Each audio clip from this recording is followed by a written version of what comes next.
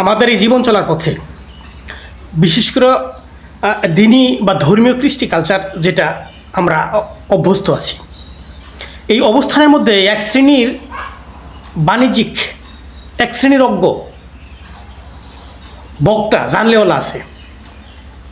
এদের সামনে যদি আপনি যান, কথাবার্তা প্রায়শই শুনতে পারবেন, এই দুনিয়া কিছু না গো, এই দুনিয়া কিছু না, মানে দুনিয়ার কোনো মূল্য নাই।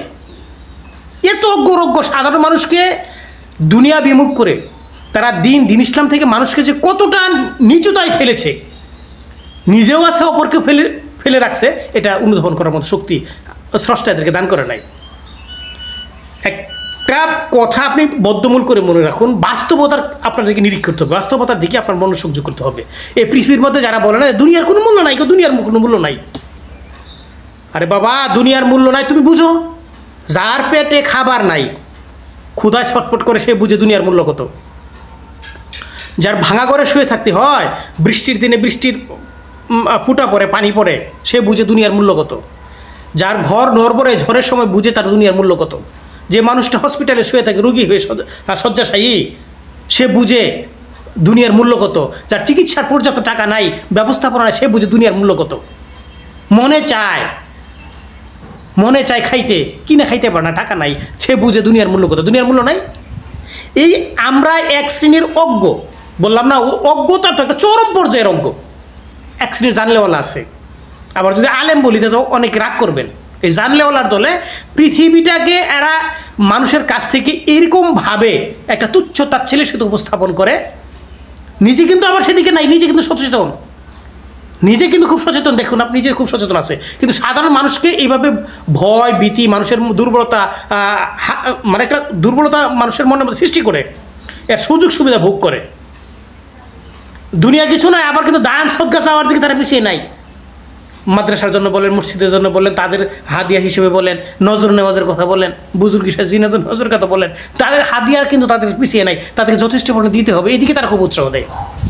যা আছে দান করে দাও, যা আছে দান করে দাও। তো দুনিয়ার মূল্য নাই, দুনিয়া কর্ম করতে হয়। তো দুনিয়ার মূল্য যদি না থাকে, তুমি দান চাও কী করে? এই সাজগুজা তো বুঝো কী করে, তুমি বুঝো কী করে? আসলে এগুলো আমাদের জেকে বসেছে, এই অজ্ঞতা আমাদের মাঝেও জেকে বসেছে। এই শুধু এক শ্রেণীর অজ্ঞ জানলেওয়ালাদের খামখেয়ালিপনা বক্তব্য দিকে। এই পৃথিবীতে আপনার অর্থ সম্পদের বিশাল প্রয়োজন আছে। যদি প্রয়োজন না থাকবে, মহান স্রষ্টা আপনি দিন ইসলামের ক্ষেত্রে বলুন, কুরবানি দিতে আদেশ করেছেন কেন? কুরবানি দেওয়ার একটা প্রচলন কেন করেছেন? সম্পদশালী থাকলে আপনার কুরবানি দিতে হবে, সম্পদ থাকলে আপনাকে জাকাত দিতে হবে, জাকাত ফরজ করেছেন, অর্থের একটা অংশ মানুষকে দান সদকা করতে হবে। অর্থ থাকলে আপনার হজ করেছেন, লক্ষ লক্ষ খরচ করে একটা ভিন দেশে গিয়ে, মক্কা বা মদিনায় গিয়ে আপনার হজ করার একটা প্রচলন করেছেন, কেন করেছেন? অর্থের উপর জোর দিয়েছেন, এটা অর্থনৈতিক বৃদ্ধির অবস্থান না, তো অর্থ প্রয়োজন নেই। মানে আসলে বিষয়টা এরকম না, সৃষ্টিকর্তা সৃষ্টি করেছেন, এর মধ্যে ধনী গরিব ভালো মন্দ সব অবস্থান থাকবে, কিন্তু আপনার যে প্রকৃত অবস্থানটাকে তো বুঝতে হবে। দিন ইসলাম একটা সামগ্রিক বিষয়, দিন ইসলাম একটা আপনার সামগ্রিক যে অবস্থানটা আছে, সম্মিলিত একটা অবস্থান আছে। এই অবস্থানের মধ্যে সামঞ্জস্যশীল যুগোপযোগী একটা বিষয়। এই বিষয়টা আমাদের মধ্যে খেয়াল করি না কেন? নিজেকে পিছিয়ে রাখি কেন? দুনিয়ার চরম মূল্য দিতে হবে।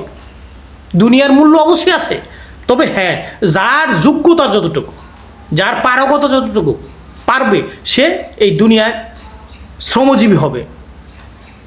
একটা হচ্ছে পারকালীন, মানে যেটা পরকাল বিষয়, এই ব্যাপারে শ্রমজীবী হতে হবে। ইবাদতবন্দি হলে শারীরিক শ্রমের দরকার আছে না? তো আর জাগতিকভাবে আপনার শ্রমজীবী হতে হবে। জাগতিকভাবে আপনার খাওন পরন, চলন ফিরন, এগুলোর মধ্যে আপনার পর্যাপ্ত অবস্থানের মধ্যে আপনার একটা পরিশ্রমী জীবনযাপন গঠন করতে হবে। আলসেমি জীবনযাপন করা যাবে না। এটা দিন ইসলাম বলে না, ধর্ম বলে এটা সমর্থন করে না। আপনাকে কর্মশীল হতে হবে। আপনি যেমন জাগতিক কর্মশীল হবেন, তেমন পারলৌকিক কর্মশীল হবেন। ইবাদতবন্দি করতে গিয়ে শক্তি সামর্থ্য দরকার আছে না? অবশ্যই দরকার আছে, জ্ঞান বুদ্ধির প্রয়োগের দরকার আছে। এই বিষয়গুলো আমরা সহজভাবে বোঝার চেষ্টা করি, একেবারে মামুলি বিষয় মনে করে হেলাফেলামূলক বক্তার কথা, হেলাফেলামূলক মনোভাব যেন আমাদের ঘুরে না ওঠে। শ্রোতা হিসেবে আমরা মজবুত সহিত শখ এবং সঠিক যেটা, সেটা বোঝার জন্য চেষ্টা অবশ্যই করব।